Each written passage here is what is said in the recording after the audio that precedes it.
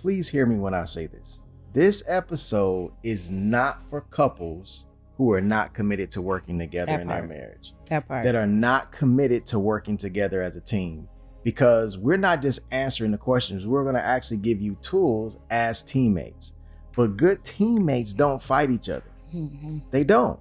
Good teammates don't only focus on what's going to make them better in the game or focused only on their stats. Mm-hmm. And good teammates are willing to do whatever is necessary in order to win. And it's funny that when you look at it and think about it in the context of sports, Mm-hmm. even with your kids on the court, if your son or daughter was fighting one of their teammates or purposely doing something that was a detriment to the team, you would almost cuss them out on the court. Absolutely. So why is it that we can't translate or transfer that into our marriages, on our jobs? Mm-hmm. We all know that we have to be good teammates on our jobs, and we want other people who are on our teams, or peers, or even bosses, to be good teammates.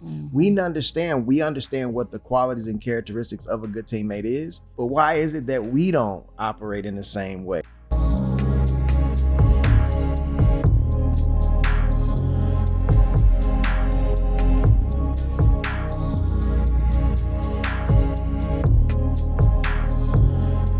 Welcome to another episode of the Winning Team, WE3 Winning Team Podcast. I'm Eugene. I'm LaTanya. And we are the winning team. But, together we win. And the whole purpose of our podcast is really to help you to win too. So we love marriage. We're a lover of marriage. And so we understand that communication is one of the reasons why marriages have a lot of trouble. And so our last episode was really about why is communication so hard in marriage?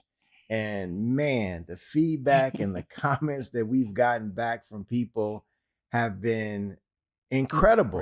And we understand that the last episode really helped you, but they wanted us to go a little bit deeper to figure out the tools in order to be able to communicate better. Yeah, because the reality to communication is that it impacts everything in your marriage, in life. Really, you got bad communication, you have a lot of issues and a lot of misunderstandings. And so it's not like it's this thing that is just impacting one thing. It can impact you spiritually, emotionally, physically. And so giving you all some tools, which really aren't going to be rocket science stuff. It's not rocket science. But it's also not easy, which is it's crazy. Not easy. It's simple, but it's not easy. It's not easy at all. So and what's interesting is that out of the people that we were talking to, this time for y'all, we did a little additional research. Mm-hmm. And in our additional research, what we did is we went to Google, YouTube, TikTok, and we just kind of searched, like, what are people asking in regards to marriage? And these are real questions that we came up with. We came up with the top 5 questions that people are asking. And these are real questions, real struggles. And then we're going to give some real strategies in order to help y'all get through it. Yeah. And like I said, most of this it's not going to be anything new. I believe the scripture that there's nothing new under the sun. Amen. Like, it is true. It is true. And so really what we're going to talk about is like 5 questions. And they're going to be real. They're going to be raw. And we're going to give some tools. We're going to give our what it looks like and how this shows up in our marriage as well. Because just because we're here talking about it, we've lived it. Yes. And we continue to live it because communication happens every single day. Every day. Like every day. Not every moment. Every moment, all of that. And even when you're not using words, and so often people think it's about the words that you use. But even when you're not using words, sometimes the nonverbal is louder than the words that come out of your mouth. So communication is so key and so vital to your everyday functioning in marriage. And we're going to jump in a second. But another thing that I thought was interesting as I was talking to some individuals and couples over the last several weeks is that this episode, please hear me when I say this. this episode is not for couples who are not committed to working together in their marriage. That are not committed to working together as a team. Because we're not just answering the questions, we're going to actually give you tools as teammates. But good teammates don't fight each other. Mm-hmm. They don't. Good teammates don't only focus on what's going to make them better in the game or focused only on their stats. Mm-hmm. And good teammates are willing to do whatever is necessary in order to win. And it's funny that when you look at it and think about it in the context of sports, mm-hmm. Even with your kids on the court, if your son or daughter was fighting one of their teammates or purposely doing something that was a detriment to the team, you would almost cuss them out on the court. Absolutely. So why is it that we can't translate or transfer that into our marriages, on our jobs? Mm-hmm. We all know that we have to be good teammates on our jobs, and we want other people who are on our teams or peers or even bosses to be good teammates. Mm-hmm. We understand what the qualities and characteristics of a good teammate is. We're going to give you more about that too in the coming weeks and months. But why is it that we don't operate in the same way? So again, we're going to have real questions, real strategies, and real struggles and real strategies. So these are the 5 communication questions couples are actually asking when it comes on YouTube, TikTok, Google, etc. So question number 1, let's jump right in. Let's go. Let's jump. How can we stop misunderstanding each other? How can we stop misunderstanding each other? And honestly, like, it takes intentionality and effort to want to understand. Yeah. And we've said this even in the last episode, you can't listen to respond or listen to want to be right. You legitimately have to do active listening with your whole face. Listen with your face. My wife had to tell me that for a long time because I would be looking at my phone and she was like, hey, I want to talk to your face, not to the back of your phone. And so again, in my mind, I was listening, but to her, she knew that it was a possibility that it was going to lead to misunderstanding because I would often have to ask her to repeat what she said a million times because it would be a key component, or I would hear her pause and I'd be like, dang, she must be waiting on me to respond or answer and I don't have nothing to say. And then I'd be like, hey, can you say that? She'd be like, no, I'm not saying it again. No. And so, because I would have talked for 10 minutes by that point. And so misunderstanding, it really is about you. And that's another good point. Everything that I'm saying in here, like, I hope that you and your spouse can be sitting down and listening to this together. But even if y'all are, if they're not, stop it right now, pause it, pull them into the room, tag them, share it with them, because this is a conversation that y'all need to have with one another. And when you're having this conversation, don't listen and then point and say, see, told you, this is what you need to do. No, you need to be focused on what you need to do in order to make sure that you are coming to an understanding and communicating better. And I think that's really important. And I think we've said this even in the last episode about, I think the first step in communicating well is looking at you and how are you showing up in that conversation. And I think being honest about it, like sometimes you do have to, like, all right, I gotta pause, or this is, and we'll talk a little bit more about timing and those things, but you gotta know, you gotta understand you, because I think that's the first step to misunderstandings is that, oh wait, I didn't understand. I didn't realize what I was bringing to this space or bringing to that conversation, which then usually leads to the misunderstanding. Yeah, and if I'm communicating something or attempting to communicate something, and Tanya doesn't understand, I don't say, well, there's something wrong with her. I often say, okay, how could I communicate that differently in order to get her to understand it better? And so what typically will happen is that in the instances that I've seen is that people will just repeat the same thing that they just said. If the person didn't understand it the first time, chances are they're not going to actually understand the next time. But it's also becomes my responsibility that if she's saying something that I don't understand, then I need to ask a clarifying question, like, what did you mean when you said X? But oftentimes we are too far gone and we're already reacting to what the person said, and those reactions are emotional. And now we're not even seeking understanding anymore because we're too deep, we're mad. And we're trying to be right. And we're trying to be right. And we're trying to be heard. Yeah. And so sometimes somebody in the conversation has to just pause and stop talking. Like, and be okay with the pause. Because sometimes like, oh, so you just gonna stop talking? Well, one, you might need to stop talking because, again, if it's heated, if it's a lot of emotions are in place, you got to take a break. Like we gotta pause. You gotta stop talking so that you can now hear. Like what are you hearing? What did you hear me say? And it's not trying to now, because I think even sometimes with that question, what did you hear me say?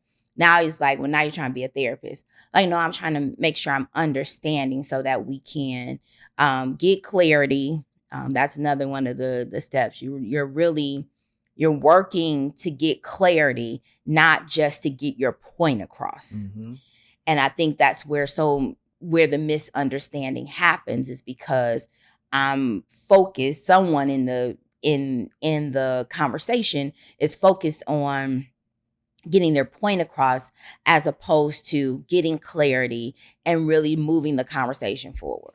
And we're Christians, and so we're always going to give you what the word says. And James 1:19 says, "Let every person be quick to listen, slow to speak, and slow to become angry." Now, I'm going to go back to those first 3 or 4 words. Let every person. It doesn't say let the other person. It says let every person. So you can't think about, well, you can't even throw this scripture back in your spouse's face and say, you're supposed to be quick to listen and slow to speak and slow to anger. No, that's your responsibility. There should be times in and I shouldn't even say argument, in the conversation where there's actually some quiet time because there's a pause between when the two of you are actually talking. There are times when my wife and I will have conversations. My wife, like, we're not sitting here, right. But there's times when Ty and I will be talking, and another tactic for me is that I will reflect back on what I heard. And sometimes it may be days or weeks later, I'm like, hey, I was thinking about what you said, or I was thinking about what I said.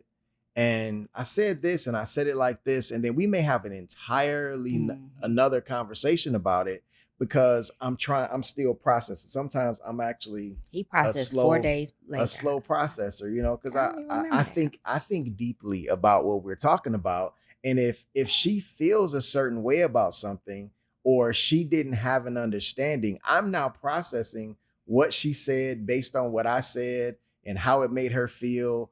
What was the end result of the conversation? Because again, my goal is to get an understanding. And so you got to really ask yourself that as well, is that you say, the question was, how can we stop misunderstanding each other? You have to ask yourself that, what's causing the misunderstanding? Because a lot of times we think it's the way that we explain something, and it's not. It's the way that you view. It's the lens. It's your perspective on life, or your marriage, or even how you're looking at them. Because misunderstanding sometimes can come from when you view the other person as the enemy, when you view them as a bad person, and so, or you view them as a person that's against you. And so there's nothing that LaTanya can do that's going to make me think that she did something intentionally to hurt me. There's nothing that you can say that's going to cause me to think that you did something to intentionally cause me harm. So because of that, we already enter a space where I'm not questioning your motives. I'm not questioning your intent. And a lot of times that alone is what causes the misunderstanding. And so you got to think about what's causing you to think that your spouse is the enemy and that you are actually under attack when they talk. Yeah. And I would even say too, like, how would I say this? So I think misunderstandings can be, sometimes I think we look at them as this is something huge.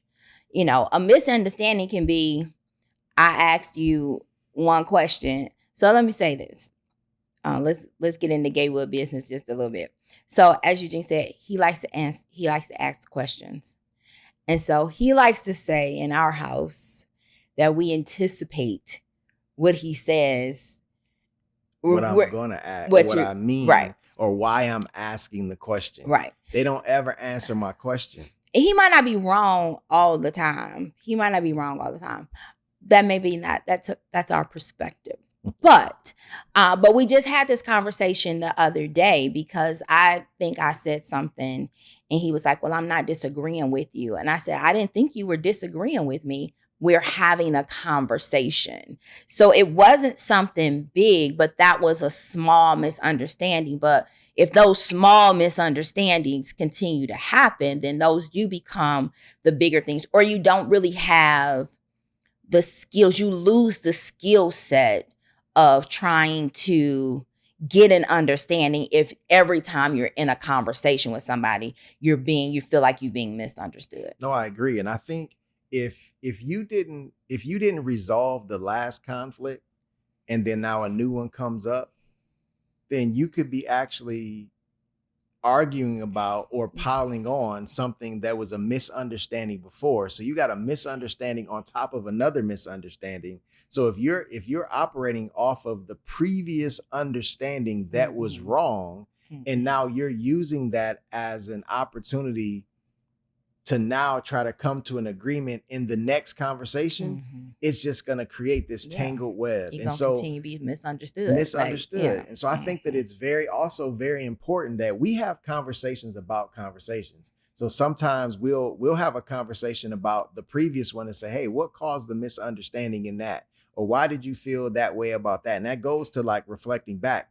And it happens when it's not an argument. Everything is going fine. These are good topics of conversation if you're going out to dinner, to almost not to rehash the past, but to make sure that you are on the same page. How can two walk together except they agree? Y'all know Amos 3:3 is our scripture, but to make sure that there's an agreement on what is and what will be. And then when the issue or the concern comes up again, we know where each other stood before, and we can affirm or confirm that we're still there. Now, growth happens, and we're going to talk about that once we get to question number 2. But question number 2 is an interesting one, because when you don't have an understanding, it leads to this question that other people were asking is, what should I say when my partner goes passive aggressive?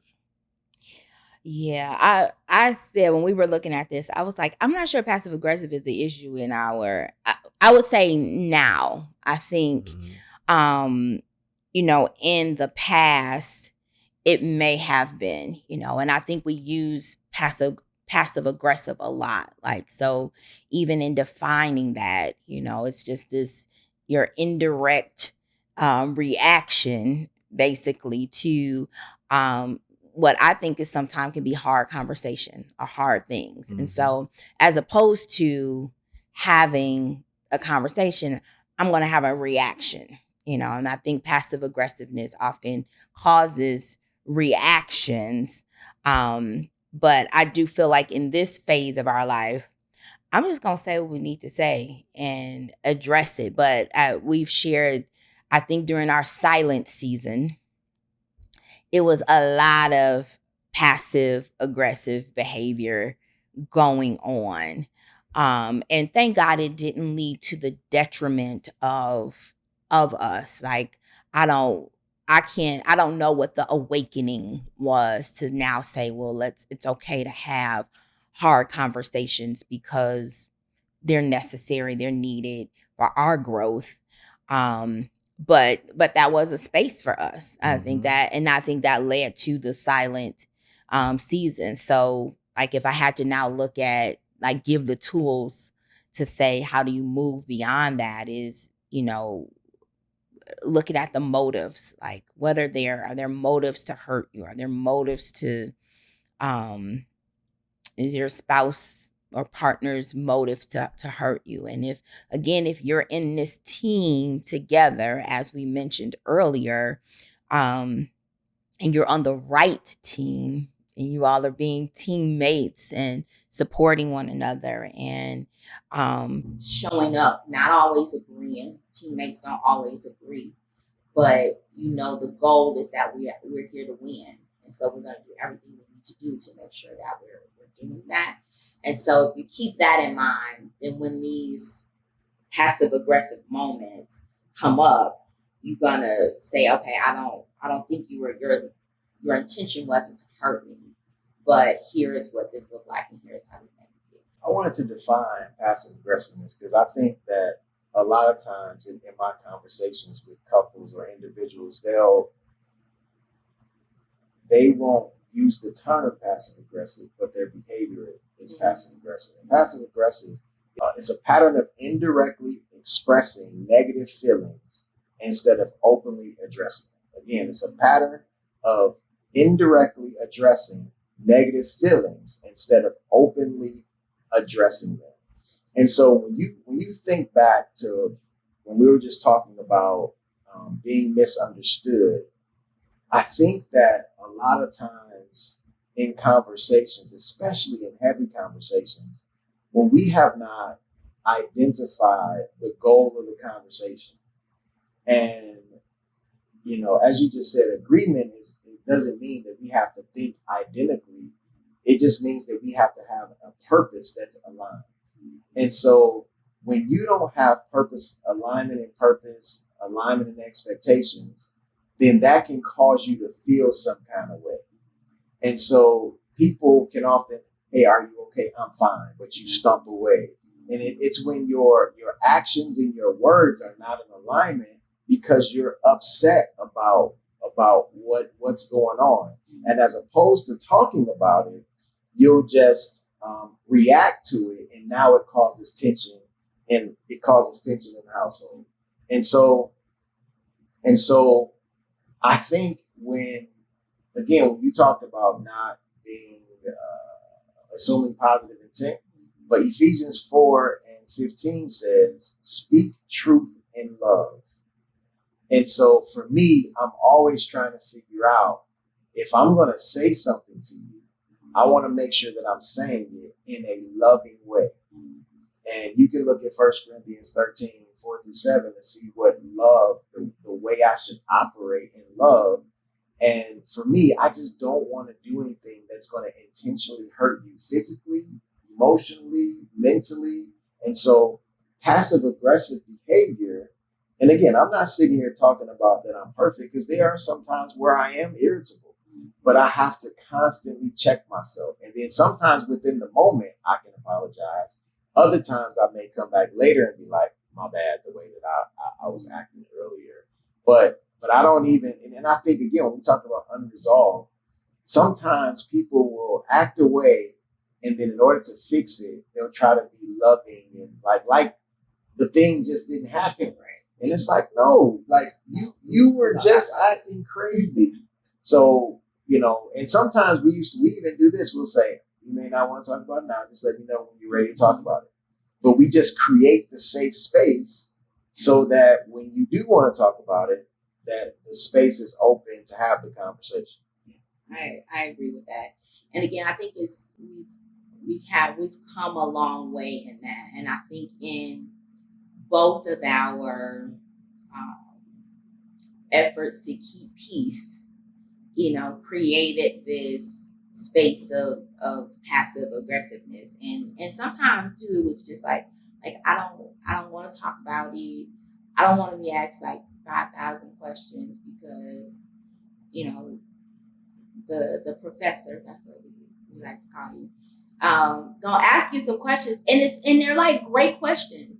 But at that moment, like that might not be why I want to, I don't want to do that. And so what I just may say is like, no, I'm good, or okay, and when you hear the okay, or I'm good, that's now all of my passive aggressive behavior has come out in I'm good and okay. Those are powerful words. And you know, like, okay, well, you're not, but okay, you're not good, but you're not okay. But when you want to talk about it, then we can, you know. And that's usually what I'll say. I'm like, well, I know you're not okay. I know you're not good, but I'll be downstairs watching the game, and whenever you feel like you want to talk about it after the game go off, then we can talk about it. Right. 5 hours later, I done took a nap. I'm back. I ain't mad no more. I come down here want to talk in the middle of I ain't mad no more. Actually, I've even gotten better about that because, again, I can pause it. Now, I do have to turn my phone off and take my phone upstairs so that don't nobody text me and tell me who won. But I've even gotten better at not choosing the game over my wife because that would make me angry that you want to talk. Michigan State is playing. Like, I don't want to talk to you in the middle of the game. But she's even done good about not coming and talking to me in the middle of those moments. But even I want to look at your face. I want to look at your face, and I don't want to compete. Like, I also felt like sometimes, like, I'm competing with a TV. Like, I don't want to compete with the TV, and I want to have conversation because I also don't want to repeat myself. I want to be present, and so I was like, no, this is his time, and I can respect that. Like, I can respect that space. And I can't go in this space when I know this is what you want to do and what you're doing at that time. And now say, let's have this deep conversation, or let's just have general conversation when I know at this moment your attention is to there. That's not, like, that don't even make sense. Now that's creating a unnecessary glitch in our communication, or unnecessary issue in your communication. It's creating unnecessary strain, or just discord, when I know that it's Saturday, Sunday, Thursday, and football gonna be on. I get it. And so if you have a partner or spouse that is has kind of dropped into passive aggressive mode, don't assume motives. Mm-hmm. And your goal is to understand how they're feeling and what they're thinking. So just let them know, like, hey, I understand that you're not okay right now. Obviously, you don't want to talk about it, but just create the safe space for them to talk about it when they're ready. So just to close out, a couple tips. So as we mentioned, we want to give you some takeaways. What was really important for us during this episode is for you to get some valuable tools to really work on your communication daily. Remember, daily you're working on communication. So here's your takeaway. Tip number 1, promote active listening. So that was what we talked about early on. So hear first, respond later, and keep misunderstandings at a bay. Keep them at a bay. Point number 2, call out passive aggressive behavior. Call it out. Again, use your words well and how you do that, but call it out. Name the pattern gently to prevent resentment. So you don't be like, here you go again, or clapping off, or all of that. Name it. And it may not be able to name it in the moment. Name it later on. Hey, I noticed when we were having this discussion, this is what happened. Name it, address it, so that you can move forward. Tip number 3, safe timing for tough talks. So make sure, again, that you're avoiding, as we mentioned, ambushing you. Prepare the environment. You might have to go someplace else. The kids might have to go someplace else. You may not can have that conversation, those hard conversations in your home if you know that they can go awry. So pick the safe time. Pick a safe place and the safe time to have those conversations. Tip number 4, use deep connection prompts. So, again, how can I support you? That is just valuable to starting some conversations. And I believe that those very words tell your spouse you see them, you hear them, and you want to be connected with them more. And then the last one is ask the question around, how can I help? And ask that question on a regular basis. That has really become vital, I believe, in our marriage of how can I help? And that could be with a whole lot of things, from, again, there's things around the house to the visions and dreams and things that God have asked us. So it's an invitation. When you ask that question of how I can help, it's an invitation to team up, to know that we're on the same team, and this is what we're doing, and we're doing this, and we're doing this together. So it's not taking sides, but it's now saying, all right, we in this together, and how can we move forward together. So that's it, y'all. It's a wrap. We cannot wait to hear about how you are having amazing conversations and how communication is shifting in your household and in your families. And so share it with us. Share it in the comments. Follow us on social media.